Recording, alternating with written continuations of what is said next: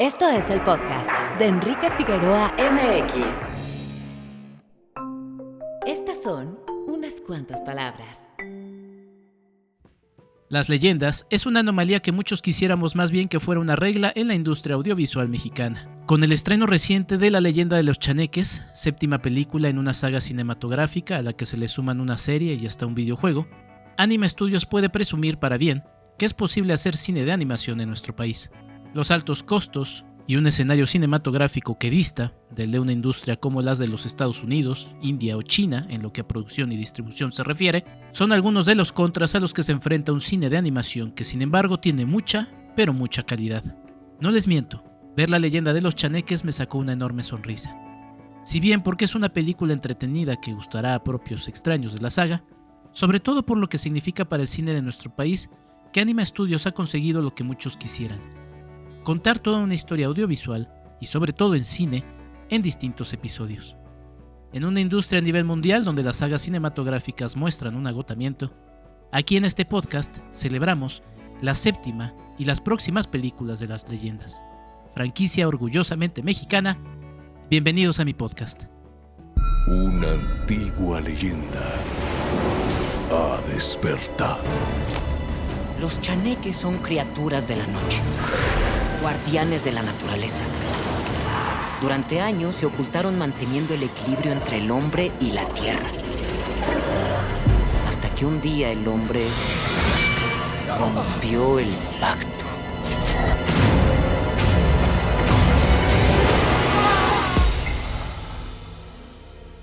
¿Ustedes son los que vienen desde Puebla? Nando y Leo San Juan, cazadores de espectros y monstruos. ¡Al ataque! ¡Ay! ¡Ay! Estoy bien. www.enriquefigueroa.mx. Bienvenido. Este es nuestro invitado de la semana. Muy buenos días, tardes o noches, bienvenidos a un episodio más de este podcast. Les saluda Enrique Figueroa Anaya y como ya escucharon en el previo, vamos a hablar de La leyenda de los chaneques. Y para empezar a hablar de esta película, séptima ya en la saga de las leyendas, vamos a platicar con su realizador, Marvic Núñez. Marvic, ¿cómo estás? Qué gusto saludarte. Hola, ¿qué tal, Enrique? Encantado de estar aquí. Oye, pues tu segundo largometraje animado, pero ya con una carrera muy amplia en el mundo de la animación, de las ilustraciones. Cuéntanos un poquito, Marvic, ¿cuándo fue cuando te dio la cosquilla por los dibujos? Yo creo que mi memoria tengo del momento en el que caí perdidamente enamorado de los dibujos, pero sí te puedo decir que con un libro de Kino que tenía uno de mis primos mayores, es el momento más lúcido que tengo de que a mí desde ese momento quería crear algo como lo que él hacía sobre una hoja de papel. Y no era Mafalda, no era de lo más conocido, sino era de sus viñetas de humor sin diálogo, ¿no?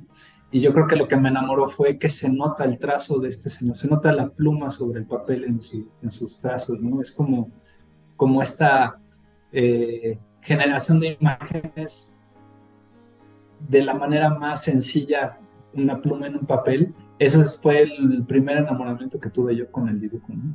Y con la televisión y las caricaturas y todo de niño, pues bueno, me la pasaba las tardes dibujando cazafantasmas y siempre quería hacer algo como lo que veía en la tele. Entonces, pues imagínate, ya ahorita le puedo decir a mi niño interno que lo logramos. Claro, ya iremos platicando bien del asunto, pero te insertas en una saga, ¿no? Que además es muy, muy interesante, pero ya iremos a ello. Marvic, ¿y te acuerdas de tus primeros personajes que ibas creando? Seguramente hay ahí algunos primeros personajes que ibas creando antes de entrarle profesionalmente al asunto. Sí, de niño pues uno crea personajes influenciados por lo que ves, ¿no? Digo, me la pasaba dibujando monstruos porque estaba fascinado con Cazafantasmas, primero con la película y después con la serie animada. Entonces era uno de mis vicios, estar haciendo fantasmas y monstruos. Pero con mi hermano, que también es artista, él se dedica al grabado, Jorge Fanubi, es un maestro del grabado y de las artes visuales, de la gráfica. De niños nos gustaba mucho dibujar y teníamos un personaje que se llamaba Traimer, que era un héroe que con unos lentes tipo, yo creo que estuvimos influenciados sin saberlo de Cyclops, de los Hombres X, a lo mejor lo vimos en portadas de cómics o algo, pero bueno, tenía una cosa muy parecida, tenía unos lentes rojos y echaba rayos y peleaba con unos robots y cosas así. Pues bueno, creo que eso era lo primero que podríamos, que podría yo compartir de cosas que teníamos como creaciones nuestras, pero casi siempre eran tonterías como fábricas de sándwich o el hombre cabeza de tiburón, cosas así, o sea, Claro. cosas muy, muy random. Oye, ¿y cuándo le entras profesionalmente? ¿Qué estudiaste? ¿Cuál fue el camino que tomaste? Porque también en el año, o bueno, ahorita nos dices exactamente en qué momento, pues era Ujú. otro mundo diferente, ¿no? Sí, totalmente. Fue ya profesionalmente en el 96. Aunque desde la secundaria, te comento como manera de anécdota, un maestro, el maestro José Luis Reyes de historia, Ujú. una vez me cachó haciendo dibujos en mi cuaderno y era un maestro súper estricto, era de los que nadie hablaba en su salón porque te sacaba y era súper mano dura, ¿no? Pero entonces se acerca y me ve que estoy dibujando en mi cuaderno y me dice, al final de la clase voy a hablar contigo. Total que se salen todos del salón y él me dice, esto que estás haciendo es lo que va a hacer toda tu vida. Se ve que esto es lo que amas hacer y lo haces muy bien. Entonces, en mi clase vas a tener 10 mientras seas el artista, el dibujante que necesito para mis panfletos. Él hacía un periódico, este, eh, él era titular de un grupo y tenía su clase de historia, pero le gustaba hacer semanalmente un panfleto de datos curiosos y demás. Entonces necesitaba un ilustrador. La manera de contratarme fue, tú vas a ser el ilustrador de este panfleto y tienes 10 en mi materia. Ese maestro fue el que me enseñó que podía vivir de lo que hago o que efectivamente eso que me gustaba tanto podía ser útil para los demás y que podía explotarlo para seguir por ese camino, ¿no? Aunque no fue ya de manera profesional, porque te estoy diciendo es en la secundaria, Ujú. pues sí, fue el profesor de historia, José Luis Reyes, el que me situó como en este camino, ¿no? Ya en el 96 lo comento como a manera profesional porque, bueno, ya me daban un cheque, ¿no? Ya Ujú, era ujú. algo en lo que yo sí podía decir, a lo mejor puedo pagar la renta con esto, ¿no? Y fue gracias a un curso de animación que tomé en el Museo Carrillo Gil, un curso impartido por Jean-Luc Lenoir, un francés que tenía un proyecto de animación en México y estaba a la par dando cursos pues como para rescatar talento en esos cursos, ¿no? Y reclutarlos en su estudio, en un pequeño estudio de cortinillas de humor ácido, ¿no? Oye, y qué bonita anécdota. ¿Volviste a ver al profesor ya cuando ya te dedicabas a eso, cuando ya recibías cheques? Sí, de hecho lo fui a buscar, regresé a la escuela cuando logré hacer mi primer reel con las cortinillas que empecé a trabajar ese año, en el 96, entre el 96 y 97. Y de hecho ya me acompañó mi ahora esposa, pero entonces novia, porque pues ella comparte, pues ya ha estado como testigo de todo lo que me ha pasado desde ese mismo año, desde el 96 que empezamos a andar, ¿no? Entonces ella me acompañó a la escuela donde estudié porque le quería llevar a mi maestro de historia un VHS con todas las cortinillas que había hecho y como para darle las gracias de que pues eso que él eh, me enseñó, bueno, eso que prometió que iba a ser mi carrera, pues que ya había empezado y que en gran parte era gracias a él, ¿no? O sea, sí hubo esa retribución o pues esa gratitud que quería darle en persona, ¿no? Ya después, pues bueno, vino Facebook y todo y nos volvimos a encontrar ahí, medio de repente manda un like o algo así, pero ya no nos hemos vuelto a ver, ¿no? Espero que todavía esté por allá el profesor José Luis Reyes. Sí, y sobre todo inspirando, ¿no? Inspirando Sí. a chicos como tú, a chicas y chicos, porque es una linda anécdota, porque pues sí, uno podría suponer que, no sé, fue un profesor de dibujo, ¿no? Y Ujú. pues era el profesor de historia. La verdad es que qué bonita anécdota. Marvick, ya el mundo profesional, y viéndolo desde tus comienzos hasta ahora, ¿cómo has visto el crecimiento de la animación en México? Que pues sí, lamentablemente siempre ha sido muy castigada por temas de presupuesto, por Ujú. distintos elementos, pero no por calidad, porque la hay. Pues es impresionante, impresionante y muy inspirador. Me siento privilegiado de haber visto cómo esto empezó, aunque no me tocó estar en donde empezó, porque yo escucho a mis colegas en Anima cuando empezaban a hacer la primera película animada de Anima y que no sabían ni por dónde ni cómo hacerle, ¿no? Las anécdotas de directores de arte, de directores, de gente que estuvo en animación aprendiendo a animar ahí mismo, que les llevaban a cursos, que tenían libros. Es muy inspirador ver cómo se fue creando un estudio a partir de personas con muchas ganas de hacer algo, ¿no? Y con cero experiencia en películas, por ejemplo, porque habían hecho a lo mejor un comercial o habían hecho un contenido animado para una página web o algo así, pero de repente vamos a una película, pues fue aventarse sobre terreno desconocido, ¿no? Yo, mientras ellos estaban haciendo eso, como te comento, yo estaba haciendo cortinillas para, para Multivisión, para una barra de programas que salía los sábados. Entonces, para mí, fue muy padre ver que algo que estábamos haciendo un grupo de personas en mi ciudad, de repente lo veíamos en la televisión, ¿no? Entonces, era como, ay, mira, como gritaría Alex Lora, ¿no? Mira, mamá, préndele, estoy en la tele, o sea, tal cual el mismo sentimiento. No eres tú, pero es tu dibujo, son tus creaciones. Y eso era algo que si no eran en comerciales, era muy difícil de lograr. Yo creo que la animación en México mucho tiempo estuvo pululando ahí entre colaboraciones para otras películas, o sobre todo para comerciales o para cosas así, ¿no?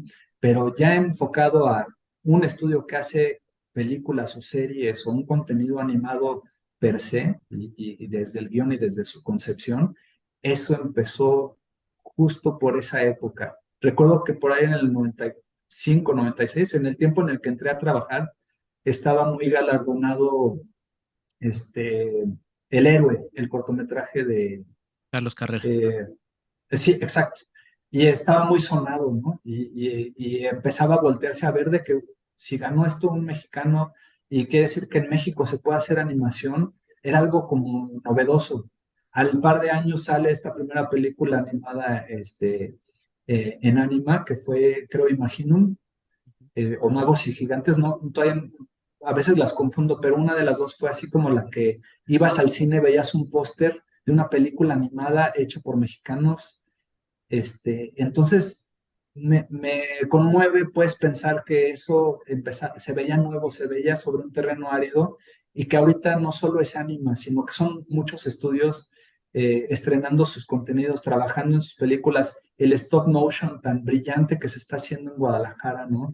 Todo este impulso tan grande que está dando el grandísimo Guillermo del Toro, que es también alguien que no descobija a sus ciudadanos, a sus coterráneos, ¿no? A donde quiera que va y demás. Entonces, creo que en el curso de 30 años, quizás menos de 30 años, ha estado creciendo esto de una manera muy bonita, muy inspiradora. Yo puedo estar tranquilo de que yo tengo un hijo que está por entrar a la prepa, una hija que va a entrar a la secundaria, y si se quisieran dedicar a lo que se dedica su padre, las escuelas ya lo tienen instaurado. Ya hay una industria fuera de la casa en donde saliendo de la escuela, si ellos se especializan, hay trabajo para eso, puedes vivir de esto.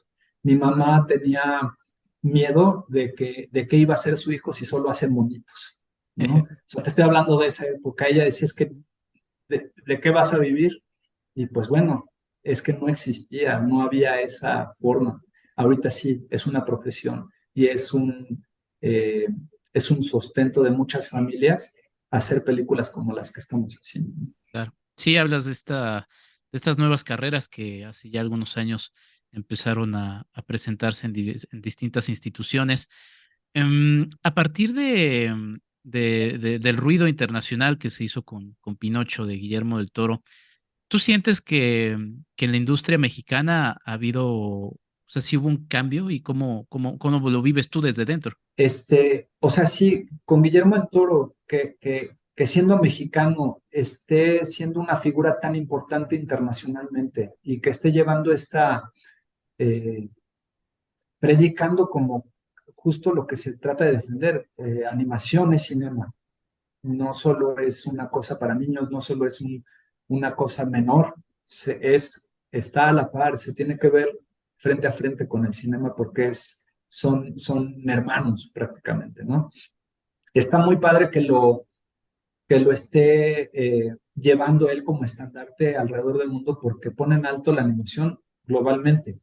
El que sea mexicano, pues bueno, es un orgullo obviamente para todos los que somos mexicanos y es una gran persona y todo, pero no quiere decir que ya esto que él hace mágicamente va a abrirle las puertas a México en el mundo. Seguramente va a ayudar, pero creo que va a ayudar en la medida en la que sigamos produciendo y sigamos empujando más arriba cada reto que se nos pone enfrente, ¿no?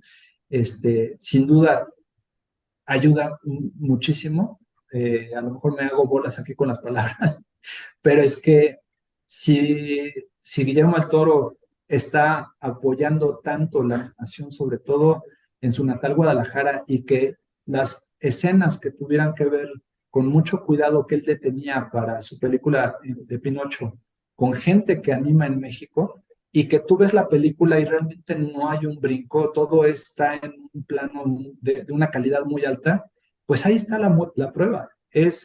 Hay mexicanos que trabajaron ahí y hay gente de otros países que trabajaron ahí, pero no ves un bemol. Es una película altísima en todos los aspectos todo el tiempo. Quiere decir que la animación hecha en México está al nivel, Sí. está lista para despuntar, ¿no? Veía La leyenda de los chaneques, película que diriges, como ya mencionaba, la séptima en una entrega de una saga que también es una anomalía, ¿no? En el sistema. Si ya de por sí en la industria mexicana es difícil tener sagas, pues bueno, qué decirlo de animación. Y me emocioné mucho por la posibilidad de que estas historias se puedan seguir contando, ¿no? ¿Cómo fue para ti cuando te proponen justamente dirigir esta séptima entrega de Las Leyendas? Híjole, fue espeluznante, si te soy honesto. Fue un avasallador realmente porque pues es justo esto. Creo que la saga que más éxito ha demostrado tener, que más ha conectado con la gente. Hay gente que realmente adora a los personajes y los espera y los quiere. Entonces, cuando tienes de repente esa tarea de contar el siguiente episodio, sí, obviamente me emocionó, porque quiere ser parte de algo así de grande, ¿quién no? Pero al mismo tiempo es una responsabilidad tan grande digo, estas canas no son de a gratis, ¿no? Creo que en Liga no estaba yo tan canoso, porque en Liga estábamos como creando algo de la nada y probando suerte, ¿no? Y viendo a ver hasta dónde podíamos llevarlo. Pero aquí es un compromiso y es una responsabilidad muy grande precisamente porque ya hay un terreno, yo soy o era aquí el nuevo en la jugada, ¿no? Actores de voz, directores de arte, animadores, pues todos ya venían de otras entregas, ya tenían cierta experiencia con este universo, yo era el que me estaba agregando a esta jugada y pues estaba humilde en todas las medidas, ¿no? O sea, tratando de aprender de ellos, tratando de dar el tono de que esta película justo se sintiera como eso, el siguiente episodio, que fuera fiel a lo construido antes, pero que también ofreciera cierto crecimiento en el personaje, en cuál es su siguiente página en el libro y también probar qué tanto podríamos expandir este universo, ¿no? En sus posibilidades, que creo que son muchísimas. Claro. Sé que la siguiente pregunta va a ser un poquito compleja, pero ¿cómo fue tu trabajo como director? O sea, ¿ahí qué decisiones fuiste tomando? ¿Qué fue el camino que fuiste proponiendo para esta película que pues, tiene tu sello? Afortunadamente, sí se me concedió mucha libertad en cuanto a propuestas casi todo el tiempo, ¿no? De entrada, cuando junto con Gabriel Vera, el director de arte que antes de la pandemia estuvo ayudando como parte del equipo a desarrollar, sobre todo en la pre, eh, quisimos rediseñar un poquito a los personajes, darles una una evolución estética, depurando un poco de sus ángulos, depurando un poco de su diseño, solamente como para, si esto va a dar un siguiente paso, qué cosas pueden todavía o tienen este espacio como para mejorar en lo que estamos contando. Y nos dieron carta abierta con el sentido de que tenía que ser obviamente Leo, San Juan y compañía. Nunca fue la intención cambiarlo radicalmente, solamente fue dar una pulida estética para poder contar esta historia, ¿no? Y para poder ver a Leo un poquito más grande. Sobre todo eso, queríamos que Leo se viera que pasó el tiempo.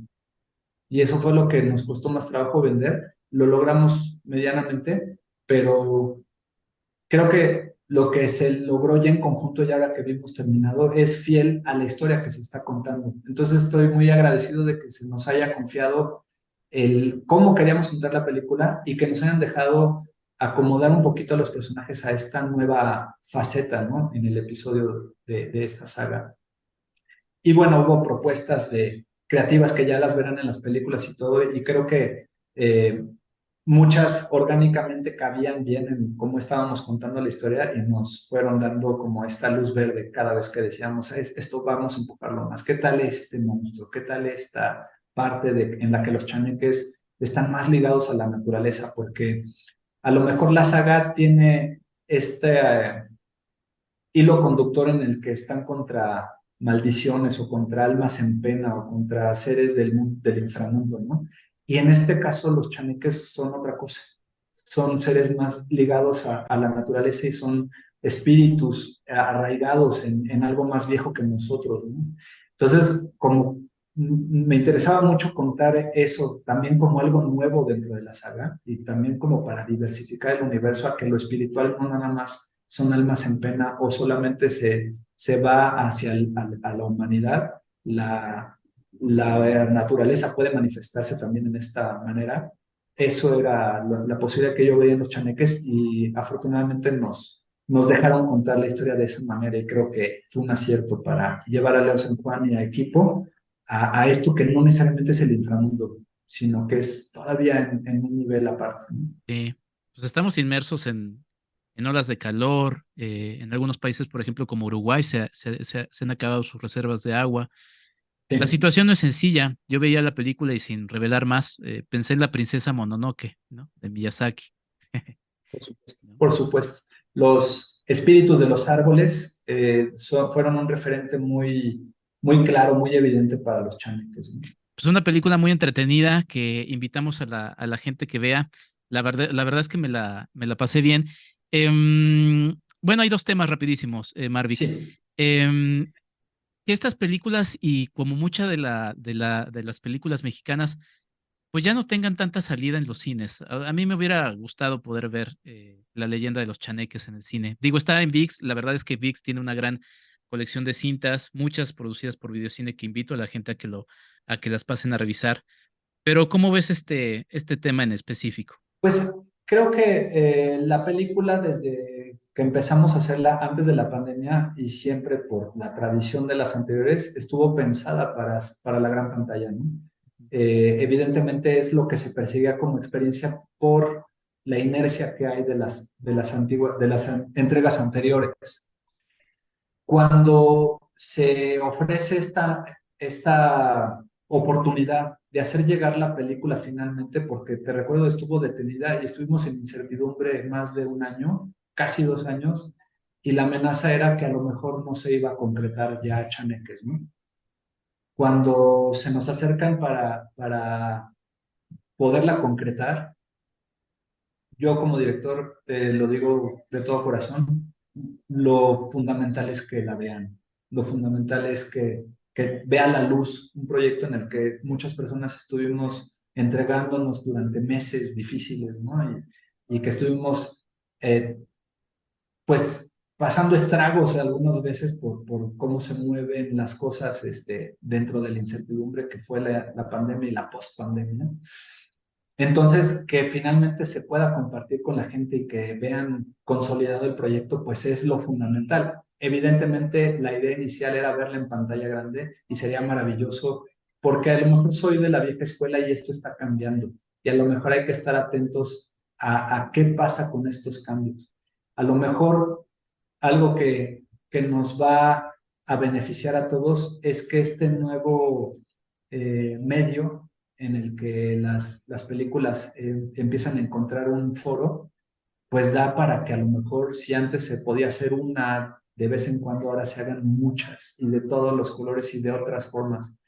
Esto me emociona porque si es por ahí, entonces estamos ante una revolución en la que, lo que decíamos al principio de la llamada, series y películas van a multiplicarse y hechas en México, pues imagínate, que haya cada vez más contenido. Al fin y al cabo creo que va a ser la mayor ganancia y quién sabe, a lo mejor como sigue creciendo y sigue acomodándose las piezas en su lugar, puede que lleguemos a tener lo mejor de los dos mundos. A lo mejor vamos a tener un par de semanas en cine en el futuro para otras producciones y después en la plataforma, como en algunas cosas, como en otras plataformas se ha logrado. Eso a lo mejor te lo dice un viejo lobo, ¿no? De que viene de una cosa muy arraigada, a lo mejor se da por ahí. Pero si no, insisto, lo importante es que cada vez haya más lugares en donde mostrar creaciones como la que trabajamos, ¿no?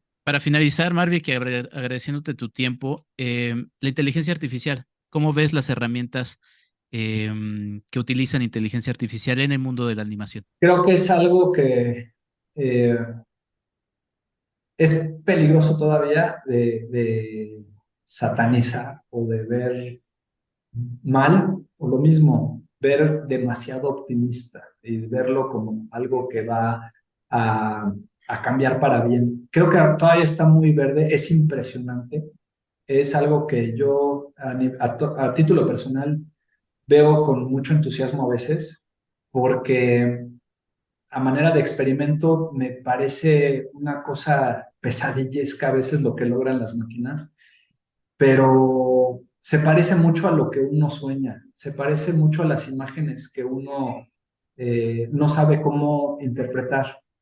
Y la manera literal en la que las máquinas interpretan un código, pues termina pareciéndose a eso, a una idea en bruto, ¿no? A un concepto en bruto.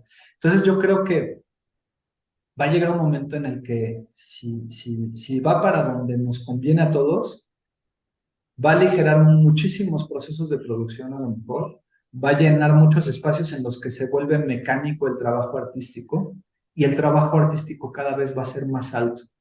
Quiero decir, películas como Spider-Verse, no imagino una película, una obra maestra de ese tamaño hecha por una inteligencia artificial, pero a lo mejor estoy equivocado. A lo mejor en un par de años va a requerir nada más unas cuantas líneas de código y van a hacer una cosa todavía más impresionante.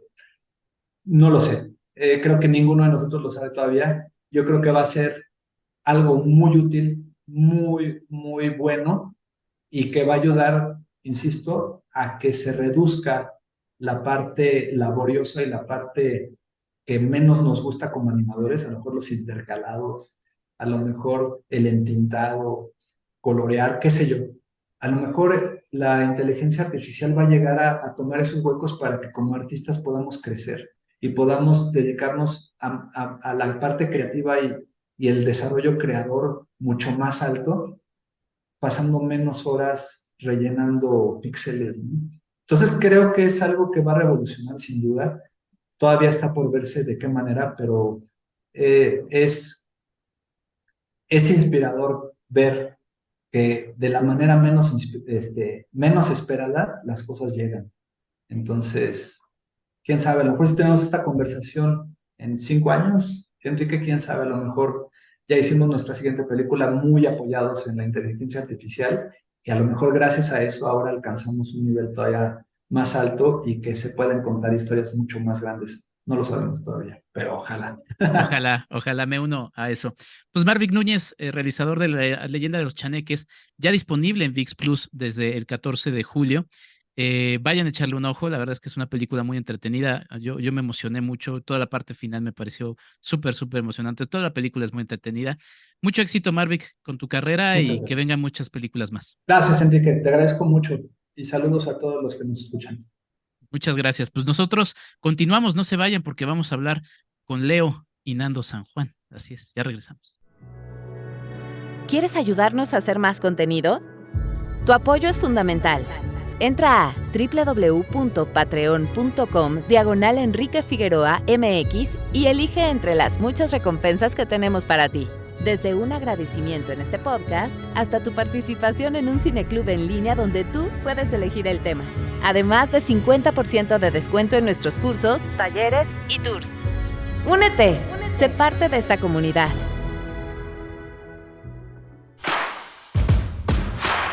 @EnriqueFAMX en Twitter.